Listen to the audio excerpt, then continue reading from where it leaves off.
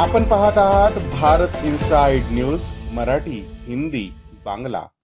गडचिरोली जिल्ह्यातील मुलचेरा तहसील कार्यालय अंतर्गत शांतिग्राम येथील रहिवासी रामपत सरकार यांच्या कुटुंबातील पती पत्नी 2 मुली व 1 मुलगा कसे तरी मोलमजुरी करून 2 वेळची भाकरी मिळवून जीवन जगतात।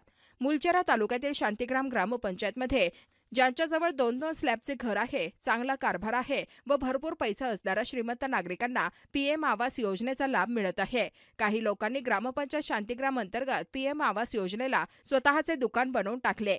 ग्रामपंचायत शांतिग्राम अंतर्गत काही ग्रामपंचायत सदस्य व नागरिक यांच्याजवळ पक्के घर असताना सुद्धा आईच्या नावाने व स्वतःच्या नावाने सुद्धा पीएम आवास योजना मंजूर झाली आहे।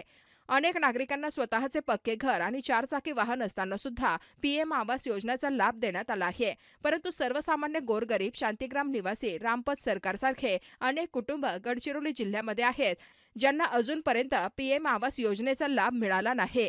त्याचप्रमाणे तहसील कार्यालय मुलचेरा येथे वारंवार चक्रा मारून सुद्धा अशा सर्वसामान्य अनेक गोरगरीब नागरिकांचे रेशन कार्ड सुद्धा अजूनपर्यंत तयार झाले नाही। अनेक नागरिकांना अजूनपर्यंत पीएम आवास योजनेचा लाभ सुद्धा मिळालेला नाही। त्याचप्रमाणे कोणत्याही शासकीय योजनेचा लाभ मिळाला नाही।